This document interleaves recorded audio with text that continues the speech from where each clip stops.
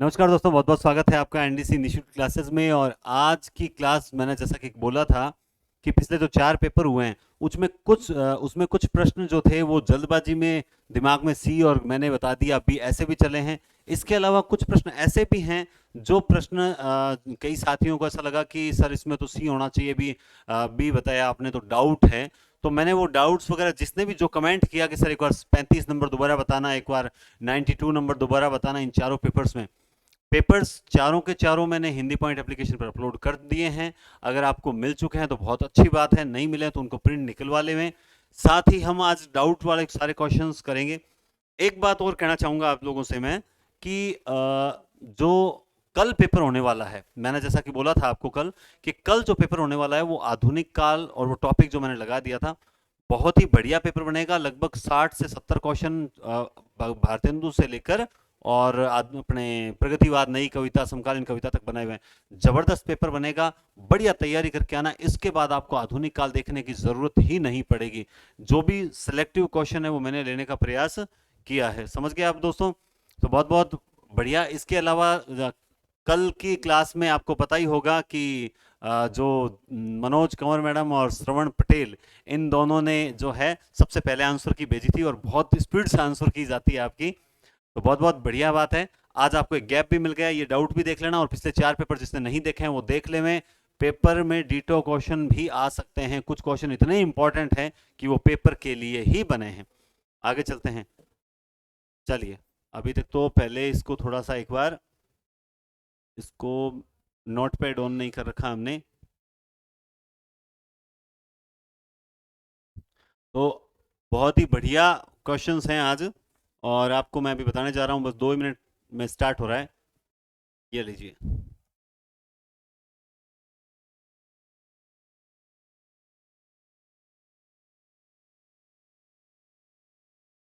चलिए, तो आप देखेंगे फर्स्ट क्वेश्चन जो था वो ये था, दिखाई दे रहा है, आदिकाल का नामकरण।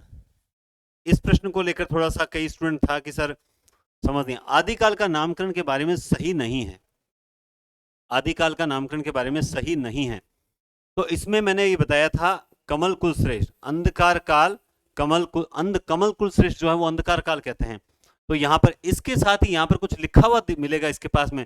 मैंने लिखा था आपको कि लालित्य युग, लालित्य युग। तो उस वक्त मैंने एक नाम गलत लिख दिया था और वो लिखना चाहिए था मुझे सूर्यकांत शास्त्री, सूर्यकांत। आप देखेंगे कि जब ये क्वेश्चन मैंने बताया था उस वक्त मैंने लिखा था लालित्य युग, है ना, लालित्य युग सूर्यकांत शास्त्री। तो वहां पर मुझे लालित्य युग जो है सूर्यकांत का बताना था, मैंने गलती से त्रिलोचन बता दिया था। तो यहां पर इस क्वेश्चन में ये डाउट था।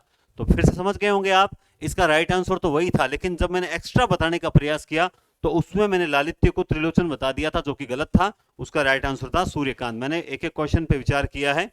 आगे देखते हैं। ये जो क्वेश्चन था इसमें पता नहीं कुछ स्टूडेंट का समझ नहीं आया।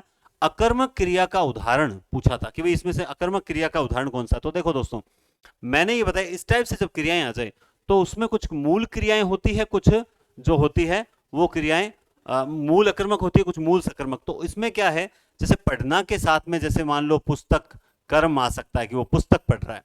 खाना के साथ में मान लो जैसे वो रोटी खा रहा है तो रोटी आ सकता है।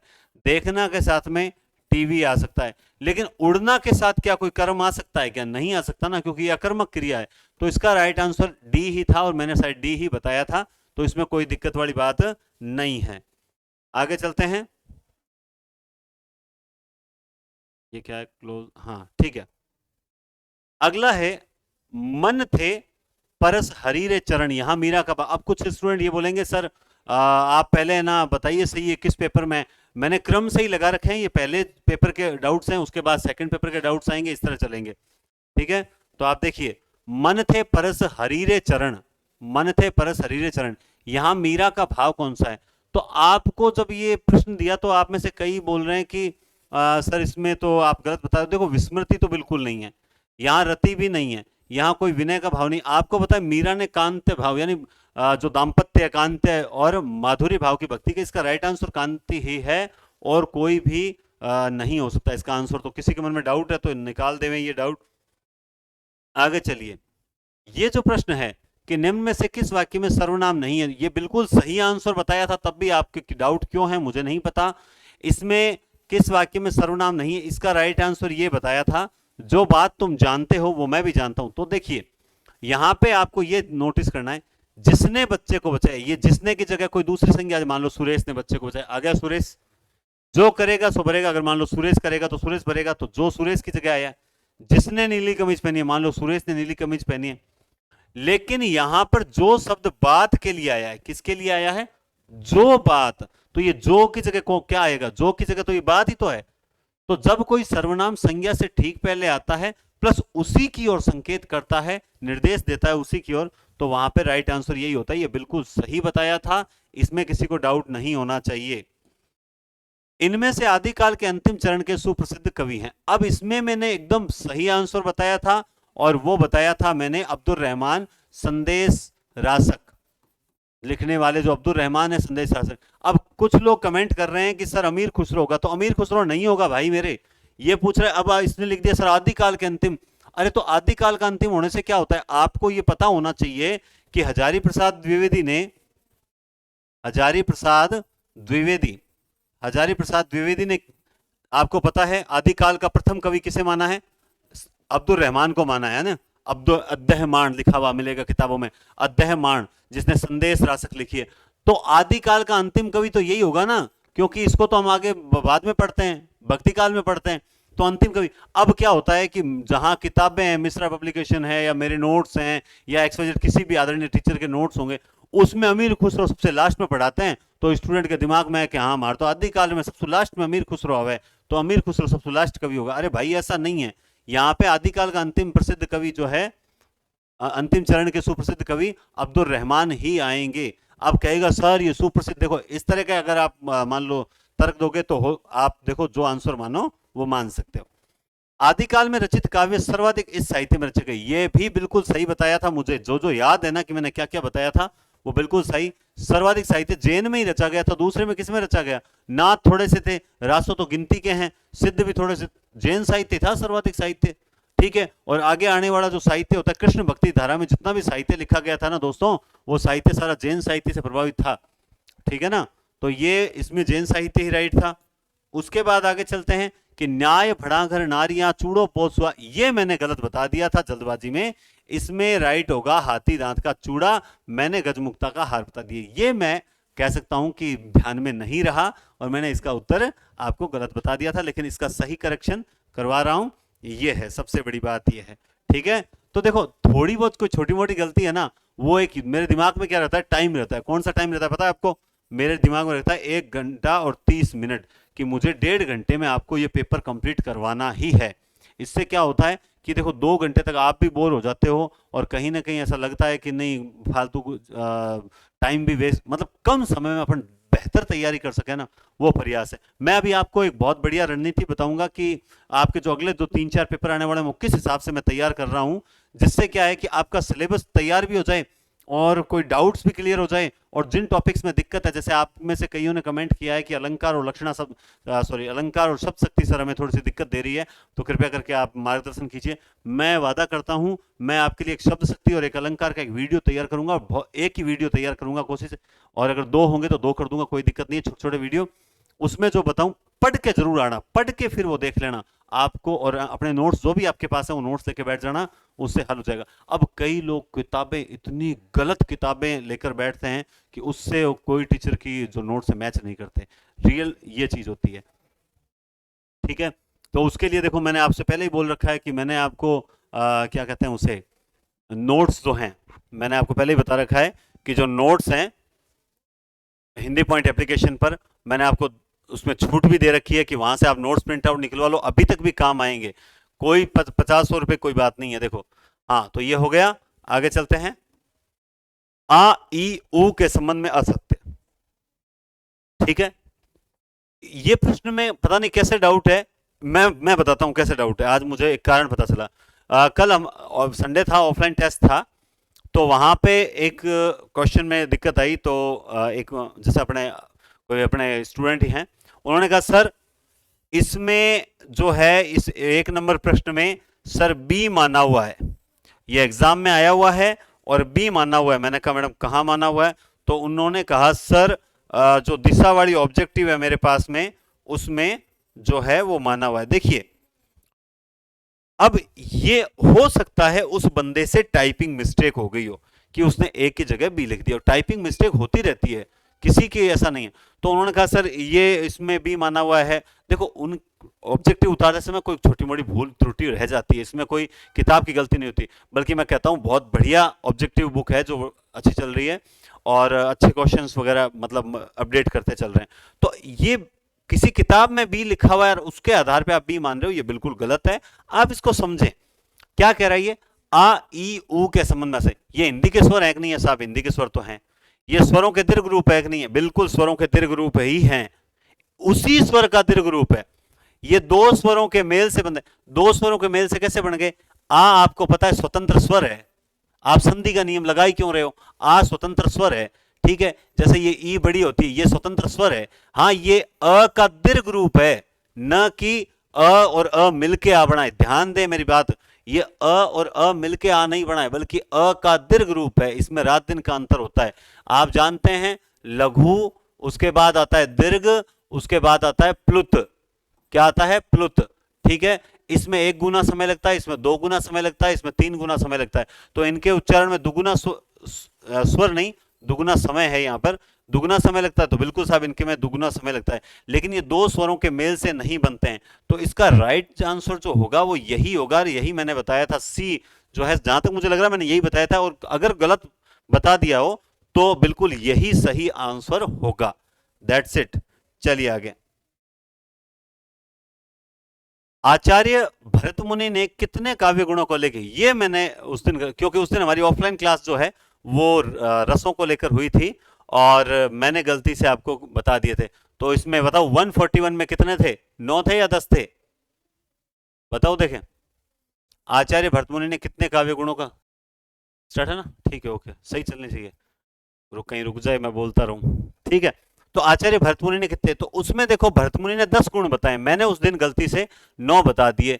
और वो इसलिए बता दिए, वो भी बता देता हूं, क्योंकि ये काव्य गुण, ये काव्य गुण, हाँ, उस दिन जो है वो रस टॉपिक थे, और रस टॉपिक के कारण यूं करके दिक्कत हो गई थी, है ना, जो स्थाई भाव वगैरह उनमें लेकर। तो ये इसका राइट आंसर जो था वो 10 ही था। मैंने उस दिन, ये मेरे से चूक हुई थी।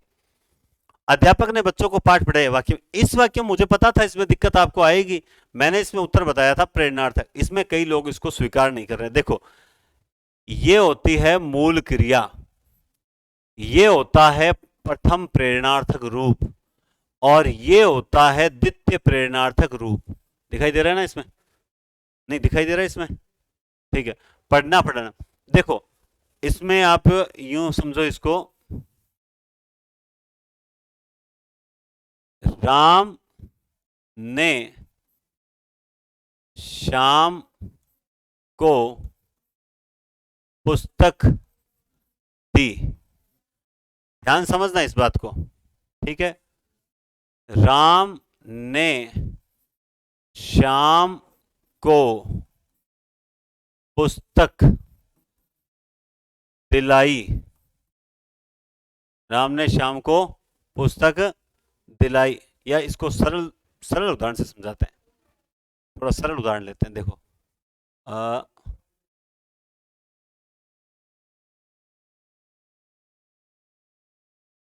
यही सही था। देखो पढ़ना, पढ़ाना और पढ़वाना, ठीक है। राजेश ने पाठ पढ़ाया, ठीक है। अब राजेश ने बच्चे को पाठ पढ़ाया। राजेश ने बच्चे या बच्चों बच्चों को पाठ पढ़ाया। अब एक बात बताओ मुझे, इस वाक्य में पाठ पढ़ा किसने है? इस वाक्य में पाठ पढ़ा बच्चों ने है। पाठ पढ़ा किसने? बच्चों ने। लेकिन पढ़ाने का काम किसने किया? राजेश ने। और राजेश ने बच्चों से पाठ पढ़वाया, पाठ पढ़वाया। अब ये दो प्रकार के होते हैं, प्रथम प्रेरणार्थक और द्वितीय प्रेरणार्थक। प्रथम प्रेरणार्थक में क्या होता है, कर्ता उसमें इन्वॉल्व रहता है लेकिन कर्ता वो क्रिया नहीं करता। इसने पढ़ाने का काम किया है लेकिन यहां पढ़ा बच्चों ने, इसमें कर्ता इन्वॉल्व नहीं रहता तो उसमें पढ़वाया होगा। तो मूल क्रिया ये होती है, ये क्रिया जो होती है वो प्रथम प्रेरणार्थक रूप होती है, ये होती है द्वितीय प्रेरणार्थक रूप। यहां पर अगर मान लो, यहां पर अगर इसकी जगह ऑप्शन होता द्विकर्मक सकर्मक, तो जरूर हम थोड़ा सा इसमें कंफ्यूज होने का प्रयास करते। आप जानते हैं कि प्रेरणार्थक सारी की सारी सकर्मक होती ही होती है, प्रेरणार्थक तो सकर्मक ही होती है, तो वो तो बात होती, द्विकर्मक हो जाती ना तो थोड़ा हम जरूर विचार करते। लेकिन यहां इसमें प्रेरणार्थक जो बताया है वो बिल्कुल सही बताया है, कोई दिक्कत नहीं है, कोई गलत नहीं है, इस बात को याद रखें। राम भक्ति शाखा में सखी भाव की उपासना, हाँ ये मैंने गलती से, क्योंकि जो अग्रदास हैं उन्होंने राधा को सखी माना था और राधा को सखी मानकर भक्ति की थी, तो उसमें मैंने जीवाराम बताया क्योंकि दिमाग में रह गया कि अग्रदास जो है वो कृष्ण भक्ति, और कहीं शायद ऐसा लगा कि शायद पढ़ लिया जीवाराम याद है मुझे, ऐसा कुछ करके कुल मिला के गलती हो गई थी। अग्रदास इसका राइट आंसर होगा, मैंने उस वक्त जीवाराम बताया था जो कि गलत है। ठीक है ना, तो मैं फिर बता देता हूं, इसका राइट आंसर अग्रदास ही होगा और जीवाराम पहले गलत बताया था मैंने। ठीक है, 20वें। आगे देखिए, पद्मावत को हिंदी में अपने ढंग की अकेली, हाँ ये भी जल्दबाजी में गलती हुई थी, उसका राइट आंसर होगा विजय देव नारायण साई। जिन्होंने भी मुझे बी कमेंट करके बताया सर इसमें बी होगा, उनका बहुत बहुत धन्यवाद, क्योंकि ये प्रश्न जो था मतलब यूं मानो बहुत अच्छा प्रश्न था। और पढ़ने के बावजूद भी ये क्या होता है कि कई बार हम फिर प्रश्न करते करते फ्लो फ्लो हमारा ध्यान जो होता है एकदम शून्य हो जाता है, फिर हम करते हैं कि हमें पता ही नहीं चल रहा होता हम कौन सा लगा रहे हैं, राइट लगा रहे हैं, इस कंडीशन से होती है। ये आपके साथ, मेरे साथ, किसी के साथ भी हो सकती है, तो थोड़ा ध्यान रखें, इसमें बी होगा। आगे चलते हैं, बालक चांद की ओर देख रहा था, इस वाक्य में अव्यय क्या है? तो दोस्तों इसमें अव्यय जो है ये रहा अव्यय, की और किस में होता है? संबंध बोधक में होता है, तो इसमें मैंने कुछ गलत नहीं बताया, जहां तक लग रहा है मैंने सही बताया था पहले भी।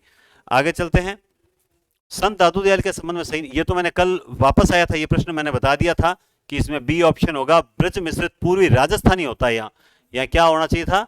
राजस्थानी होता है, जबकि यहाँ हिंदी लिखा हुआ है। तो 105 भी कल ही सही कर दिया था।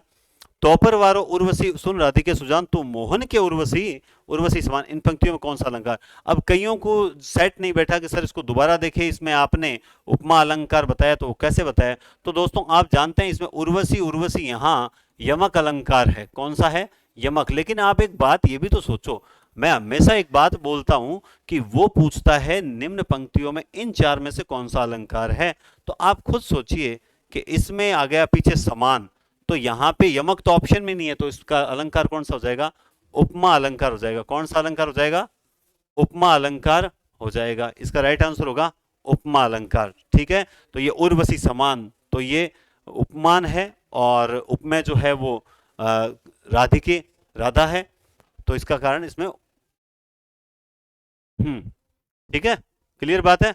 तो इसमें उपमा अलंकार एकदम सही बताया। अगर यमक ऑप्शन में होता तो हम यमक करते, फिर उपमा ऑप्शन में नहीं होता। हो गया ना? ठीक है। काम कुसुम धनुषायक लीने सकल भुवन अपने बस कीने, उक्त उदाहरण में कौन सा अलंकार? तो आप देखो इसमें विभावना है, ये भी जहां तक मुझे नहीं लग रहा मैंने गलत बताया होगा, फिर भी पता नहीं। काम कुसुम मतलब बिना धनुष बाण के भी उसने पूरे जगत को अपने वश में कर लिया, तो इसमें विभावना है। जब बिना कारण के कार्य होता है तो वहां विभावना अलंकार होता है, तो इसमें भी कोई दिक्कत वाली बात नहीं है। कपि करी हृदय विचारी दीन ही मुद्रिका डारी तब, और जानी अशोक अंगार सिय हर्षि उठकर गहु, पंक्ति में अलंकार कौन सा है? तो इसमें अलंकार जो था वो मैंने बताया था भ्रांति, भ्रांतिमान, मतलब किसी चीज को भ्रांति से, भ्रम से गलत समझ लेना, वो भ्रांतिमान अलंकार है। ये भी मैंने एकदम सही बताया था पहले भी। आगे चलते हैं, किस वाक्य में, ये मैंने गलत बता दिया था, किस वाक्य में सही विराम चिन्हों का प्रयोग नहीं हुआ है? तो ये बिल्कुल सही था, मैंने डी बता दिया था उस वक्त। इसमें ये माना गया है अरे तुम अभी तक यही हो। तो ऐसे प्रश्नों का होता है ना, तो बड़ी दिक्कत आती है भाई, चाहे मैं हूं चाहे कोई हो। निम्नांकित में से संबंध बोधक अव्यय नहीं है, हाँ ये भी मेरे द्वारा गलत बताया गया था। स्टूडेंट बोल रहे थे सर इसका अचानक होगा, बिल्कुल आप सब सही हो, इसका अचानक ही होगा, और जो है ध्यान चूकने के कारण इसका गलत बता दिया था। देखो इसमें यूं मत सुनो सर इतने सारे गलत प्रश्न बताते हो आप तो, है ना, फिर आपके पेपर क्या करें। भाई मेरे इसमें सिर्फ 5-7 ही हैं जो गलत बताए हैं, बाकी तो स्टूडेंट्स के डाउट्स हैं, वो मैं क्लियर करने के लिए ये लाया हूँ 20-25 क्वेश्चन। मेरे नाना, अब जैसे ये स्टूडेंट का डाउट था, ये मैंने गलत थोड़ी बताया था, ये स्टूडेंट्स के डाउट्स हैं। अब देखो मैंने इसमें बताया स्वतंत्र उपाक्य, बिल्कुल ये क्या कह रहा है, मेरे नाना स्वतंत्र सज्जन थे और उन्हें सबसे प्रेम था। और लगता है यानी समुच्चय बोधक अव्यय जो होते हैं, सॉरी अपने कौन से संयुक्त वाक्य, संयुक्त वाक्य में और लगता है, तो दोनों स्वतंत्र वाक्य मिलकर एक वाक्य का निर्माण करते हैं, तो स्वतंत्र उपवाक्य है, बिल्कुल स्वतंत्र उपवाक्य है, तो एकदम सही बताया, इसमें कोई गलती नहीं है, इसमें कोई आश्रित वगैरह तो होगा नहीं। कालवाचक क्रिया विशेषण शब्द नहीं है, ये भी शायद मेरे से गलत लगातार बता दिया था मैंने, तो ये इसमें सर्वत्र होगा, क्योंकि सर्वत्र में जो है वो स्थानवाचक क्रिया विशेषण होता है, सर्वत्र शांति है। ठीक है, और ये देखिए इनमें से किस सामासिक पद का विग्रह सही नहीं है, तो ये बिल्कुल सही है, उत्तरोत्तर, उत्तर के बाद उत्तर होता है, उत्तर में उत्तर नहीं होता है, उत्तर के बाद उत्तर होता है। ठीक है, आगे चलते हैं। कालवाचक क्रिया विशेषण शब्द नहीं, ये तो दोबारा आ गया है ना। हाँ, इस प्रश्न को लेकर मेरे पास कमेंट आए थे कि सर इसमें बताओ, देखो भाषा पर कबीर का जबरदस्त अधिकार था, इसमें दिखाई दे रहा है बढ़िया तरीके से, पढ़ तो लेंगे ना स्टूडेंट, बड़ा करने। वैसे इन सबके पास, आप सबके पास पेपर्स होंगे, टेलीग्राम चैनल पे मैंने पेपर दे रखे हैं, तो आपको सीधे उसमें देखने हैं। ठीक है, भाषा पर कबीर का जबरदस्त अधिकार था, वे वाणी के डिक्टेटर थे, आचार्य हजारी प्रसाद द्विवेदी। तो ये बात तो बिल्कुल सही है कि नहीं सही, तो ये तो एकदम सही बात है। वे सिर से पैर तक मस्त मौला, स्वभाव से फक्कड़, आदत से अक्खड़, है ना, दिल के दुरुस्त, और इस तरह से परिभाषा है आचार्य हजारी प्रसाद द्विवेदी। कबीर का प्रादुर्भाव घटना हिंदी भक्ति का क्रांतिकारी, ये भी सही। ये जो है ना, संत मत के समस्त कवियों में कबीर सबसे अधिक प्रतिभाशाली एवं मौलिक थे, ये रामचंद्र शुक्ल की नहीं है, नगेंद्र की ही परिभाषा है, ये नगेंद्र, क्योंकि जो रामचंद्र शुक्ल की परिभाषा है वो इस तरह से है कि यद्यपि कबीर पढ़े लिखे नहीं थे, किंतु प्रतिभा उनमें बड़ी प्रखर थी। तो ये दोनों सेंटेंस अलग अलग हैं, ये नगेंद्र का ही कथन है, और वो कथन जो मैं बोल रहा हूं वो रामचंद्र शुक्ल का। इसका सही आंसर बताया गया है, मैंने काफी विचार कर लिया इस पर। आगे देखिए, किस विकल्प में सभी शब्द संबंध तत्पुरुष समास के हैं, तो ये भी मैंने एकदम सही बताया था उस वक्त, मुझे याद है, जो जो मैंने सही बता रखे हैं ना वो याद है। रक्त का दान और सूर्य का अस्त, इसमें भी कोई दिक्कत नहीं है। शुक्ल के अनुसार रीतिकाल का प्रतिनिधि कवि, इस पर मुझे काफी जने बोल रहे हैं कि ये क्या प्रश्न पूछ रहा है, कुछ बोल रहे हैं सर शुक्ल चिंतामणि को मानता है, आप गलत बता रहे हो, ये कर रहे हो वो कर, अरे एक तो बोलने का थोड़ा सा देखा करो, सलीका रखा करो भाई। कमेंट कर रहे हो सर आप दोबारा बताओ इस क्वेश्चन, ये हमारे समझ नहीं आया। देखो आप याचक हो, याचक होते हैं ना, मतलब ये मैं आपके लिए तो बना रहा हूँ क्लास, मेरे लिए थोड़ी बना रहा हूँ, है ना, तो चूक हो जाती है, सबसे हो जाती है, किसी से भी हो सकती है, लेकिन यहां मुझसे चूक हुई नहीं, सबसे बड़ी बात तो यह है।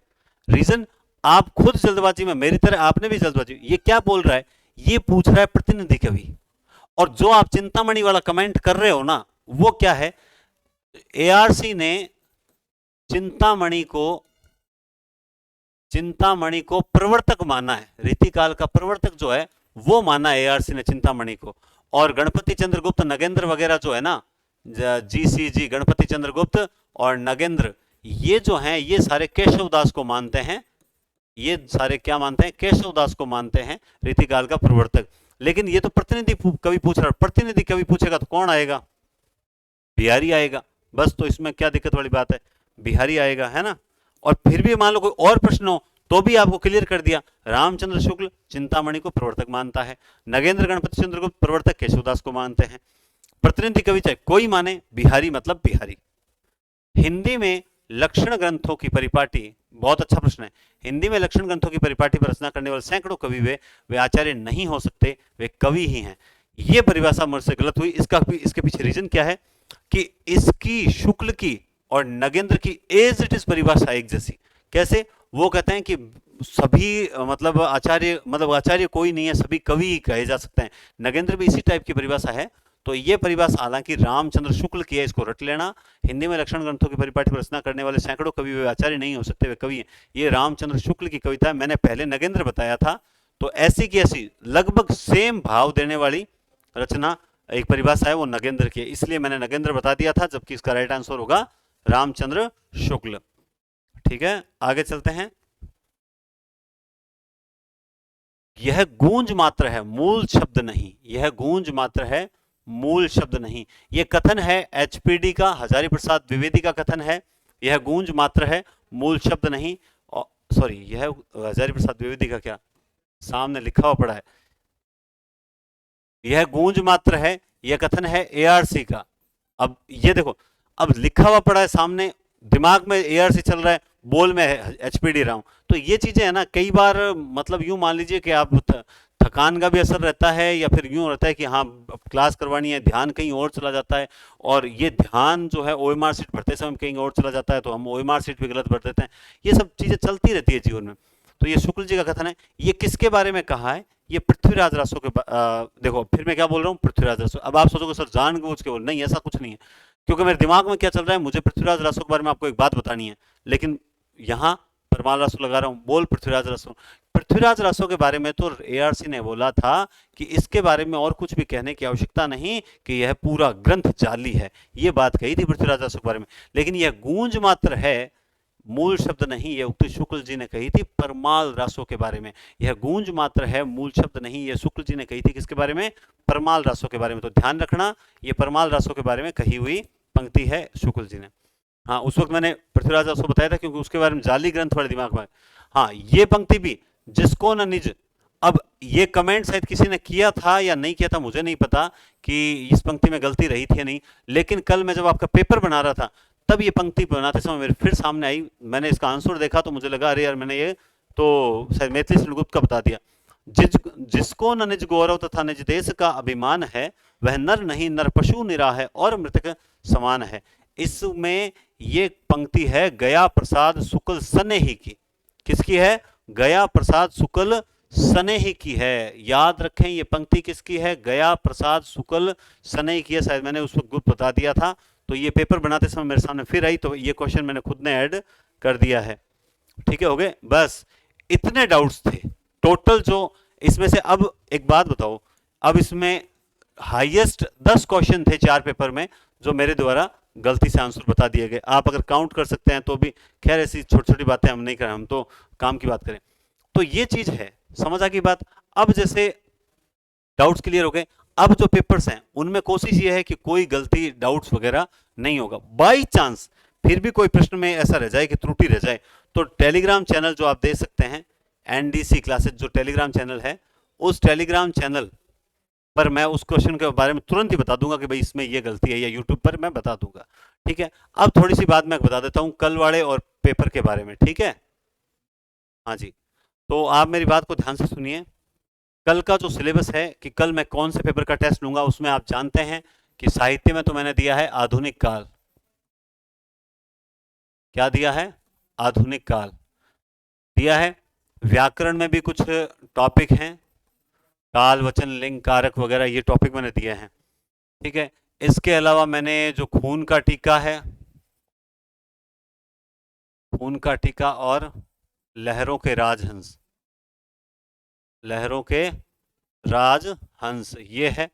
ठीक है, और शिक्षण विधियां भी अब मैं ऐड कर रहा हूं। ठीक है, थोड़ी थोड़ी शिक्षण विधियां भी आपको ऐड करवा देंगे।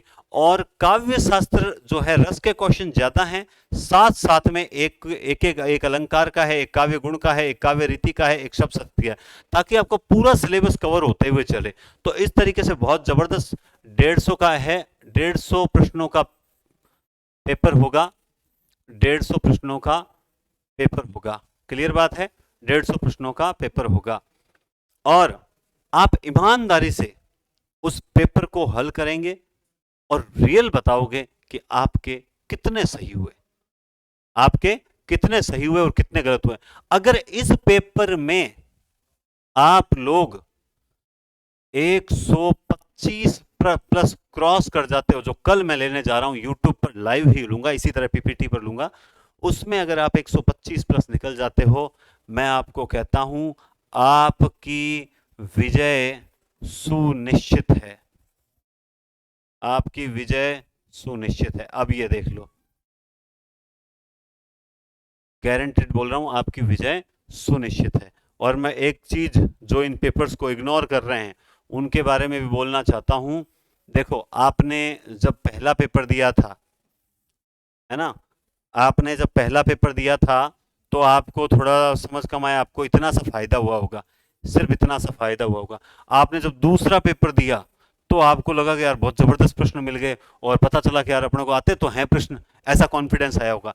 आपने जब तीसरा पेपर दिया है ना, तो आपको लगा कि सर वास्तव में सर आप रेगुलर हैं, और मैं नोटिस कर रहा हूं कि आप 400 जने लगभग लाइव देखते हो, कुछ आते हैं जाते हैं, कुछ यूं करते चल रहे हैं, फिर भी लगभग 400 एवरेज आ रही है।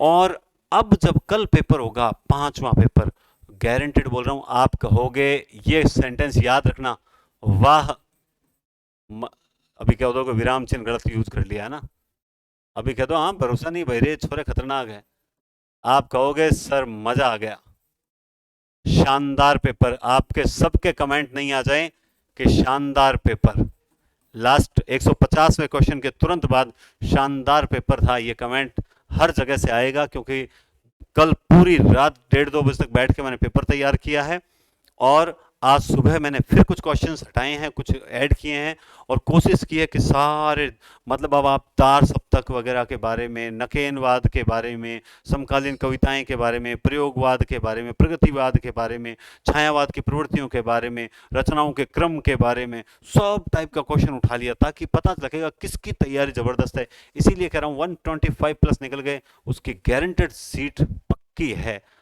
उसको अग्रिम बधाई देता हूँ, 125 प्लस निकलने चाहिए। और ईमानदारी से, किसको धोखा दोगे, खुद को ही तो, खुद को तो पता होगा ना, मुझे कह दोगे 149 सही है, आपको खुद को तो पता ही होगा। तो कल के लिए तैयार रहें, जबरदस्त। आज को एक ब्रेक दिया था जिसमें बहुत रिजल्ट, अच्छा रिजल्ट मिलेगा कल आपको, और बाकी कंटिन्यू पेपर होंगे। हाँ, मैं थोड़ा सा वो और बता देता हूँ, 2 मिनट और लूंगा आपके सिर्फ, ठीक है। हाँ, उसके बाद जो भी पेपर होंगे उसमें एक टॉपिक वाइज और होगा, टॉपिक अनुसार, है ना, एक टॉपिक अनुसार होगा छठा पेपर, ठीक है। उसके बाद देखो सातवां पेपर होगा, वो होगा संपूर्ण पाठ्यक्रम, संपूर्ण, आठवां संपूर्ण, ठीक है, नौवां संपूर्ण, और 10वां संपूर्ण। तो अब ये जो संपूर्ण है ना, 2 पेपर और, इन संपूर्णों में क्या है कि स्नातक के जैसे हम इसमें डाल देंगे केवल कबीर और सूरदास, और इसमें हम डाल देंगे अपने क्या कहते हैं, बालकांड, है ना, बालकांड और रामचंद्र शुक्ल।